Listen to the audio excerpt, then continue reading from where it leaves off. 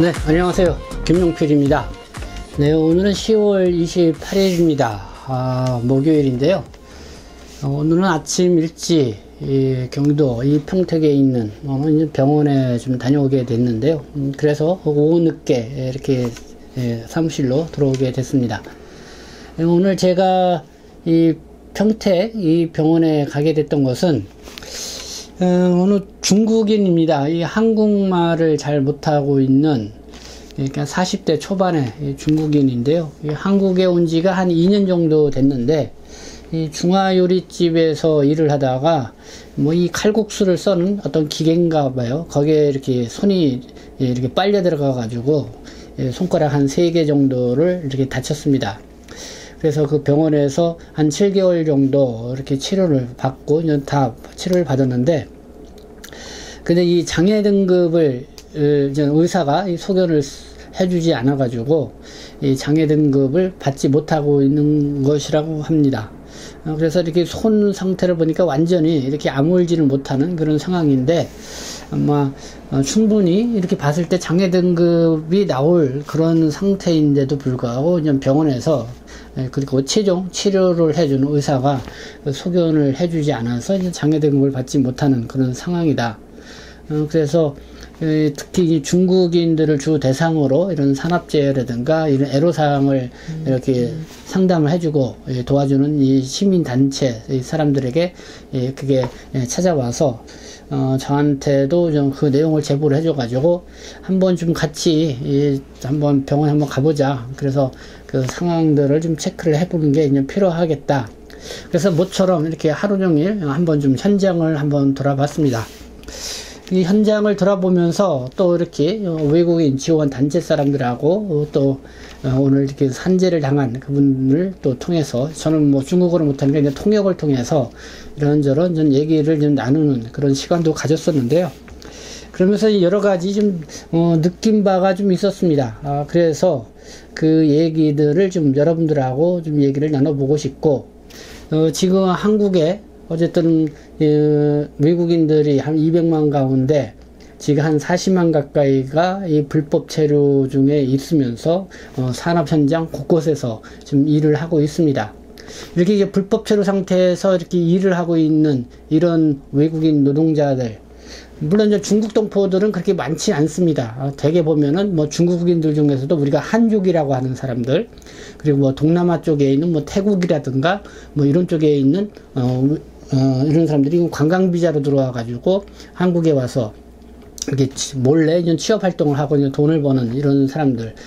그래서 코로나19가 있으면서 왔다 갔다 하지 못하게 되니까 국내에 이렇게 눌러 앉아서 그러면서 불법 체류자가 점점 많이 늘어나는 그런 상황인데, 아마 주요하게 계기가 됐던 게 2018년도 2월 달에 열린 이 평창 동계아 올림픽 때 이 법무부 출입국 외국인 정책본부가 그때 비자를 확 이렇게 풀어주는 정책을 썼죠. 이 관람객을 좀 확보하기 위해서. 그래서 태국 같은 경우는 무비자 제도를 확 이렇게 열는 바람에 태국의 불법 체류자가 40만 가까이, 제국도 한 15만 가까이 되는 걸로. 그래서 그때 확 한 10만 명 이상 이렇게 태국인들이 불법 체류자로 많이 늘어난 그런 상황들을 볼 수가 있고, 그 다음에 이제는 중국인들도 그 당시에 많이 늘어난 걸로 예상이 됩니다. 근데 중국인들은 이 코로나19가 발발하고 나서 오히려 많이 중국에 들어갔습니다. 들어갔다가 다시 못 나오고 있는 그런 상황에 있는 사람이 더 많다고 하는데, 그래도 워낙 그 인원이 많으니까 아마 중국 국적자들도 국내에 대보다 상당수가 불법 체류 상태로 불법 취업 활동을 하고 있는 그런 상황들을 볼 수가 있습니다. 근데 이렇게 일하고 계시는 분들은 본국에 있을 때는 이렇게 해보지 않은 일을 한국에 와서 특히 이 현장 일들을 많이 하죠. 현장 일들이라는 게 항상 육체 노동이고, 그리고 본국에서는 잘 해보지 않은 그런 일들이기 때문에 갖다 이제 방심하면은 쉽게 다칠 수가 있습니다. 상해를 이렇게 쉽게 당할 수 있는 그런 위기에 좀 놓여 있는 그런 상황이죠. 그래서 상당히 한국 사회에 특히 이 건설 현장이라든가 또 이렇게 뭐 제조업체라든가 뭐 열악한 산업 현장에서의 외국인 노동자들의 이렇게 다치는 현상들이 앞으로 더 많이 늘어나지 않을까 하는 그런 우려도 해보게 됐습니다. 오늘 따라갔던 이 중국인, 네, 이 사람도 그 사례 중에 하나인 것 같습니다. 전혀 뭐 일하기 전에 어떤 산업 안전 교육이라든가 뭐 이런 거를 받은 바가 없고요. 그리고 한국말을 전혀 못하니까요. 그리고 또 이렇게 사고가 발생했을 경우에 뭐 이제는 뭐 119에 신고가 돼서 이제 병원에 가서 뭐 7개월 동안 일을 하고 났지만 그 이후에 또 어떻게 해야 될지 전혀 모르는 그런 상황이고, 뭐 그렇게 하면서 뭐 이렇게 뭐 치료받고 뭐 이렇게 뭘까요? 이제 제대로 거기에 대한 뭐 산업 일을 하다 다치면 다 이 산업재해 처리로 받을 수가 있는데 그런 걸 받지 못하고 있는 그런 사례들도 이제 발생하고 있는 그런 것들을 좀 볼 수가 있는 것 같습니다. 그러면서 이 병원에 가서 제가 좀 느꼈던 점은 뭐냐면은, 거기는 큰 병원은 아니었지만은 거기도 외국인 환자들이 그래도 이렇게 많이 오는 편이라고 합니다. 다 그 건설 현장이라든가 아니면 산업 현장에서 일을 하다가 다치고 오는 사람들인데, 가만히 보니까요, 이런 사람들이 한국말을 다 못하는데 그 병원의 통역을 해줄 수 있는 그런 어떤 시스템이 되어 있지가 않은 것입니다. 이 병원뿐만 아니라 모든 병원들이 다 그렇다는 것입니다. 그러니까 우리가 경찰서라든가 아니면 법원에 가서 이렇게 뭐 경찰 조사를 받거나 법원에 가서 이제 재판을 받거나 그렇게 되면은 외국인이면은 이 통역자를 두게 되어 있습니다. 그러면 그 통역자는 나름대로 그 경찰서나 그 법원 쪽에서 이렇게 외국인의 조사를 할 테니까 이렇게 통역을 해줘라, 그러면서 일정 그 수고비를 주고 이렇게 채용을 합니다. 그렇기 때문에 그렇게 통역하시는 분들은 나름대로 그쪽에 있는 노하우가 있고 이 전문성을 좀 겸비한 이 사람들이라고 볼 수가 있죠. 근데 병원 같은 경우도 상당히 의료적인 그런 지식을 어느 정도 좀 갖고 있고, 그리고 뭐 이렇게 산업재해라든가 뭐 이런 거에 대한 기본적인 그런 좀 지식을 갖고 있는 그런 통역자들을 좀 이렇게 좀 그 시스템을 갖춘다고 하면은, 이런 외국인들이 왔을 경우에 우리 한국말을 모른다 하더라도 서로의 이제 의사 전달을 분명하게 해줄 수가 있는데 그런 시스템이 전혀 안 되어 있다는 것입니다. 그래서 오늘 같이 따라갔던 그 중국인 그 환자분도 뭐 그 병원에서 이렇게 전문 통역자가 없다 보니까 주변에 아는 사람들 이렇게 뭐 아는 사람들을 이렇게 해가지고 겨우겨우 이제 통역을 해가면서 이렇게 의사소통을 해 왔다는 걸 알 수가 있었습니다. 그러다 보니까 그냥 본인의 그런 의견도 정확하게 전달이 안 됐고, 그리고 또 병원 의사의 어떤 그런 진료 이런 내용도 본인이 정확하게 숙지하고 듣지 못하는 좀 그런 상황에서 그냥 어영부영 이렇게 치료를 받게 됐다라고 이런 느낌이 들었습니다.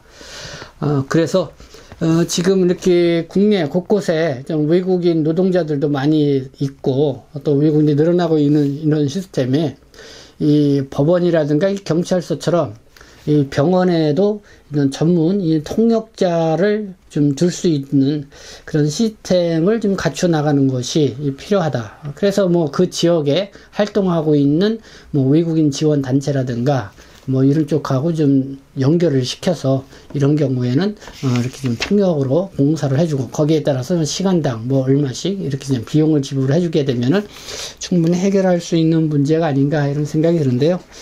글쎄요, 뭐 그런 생각이 좀 들었습니다. 근데 그렇고요. 그러면서 또 하나 들었던 게 지금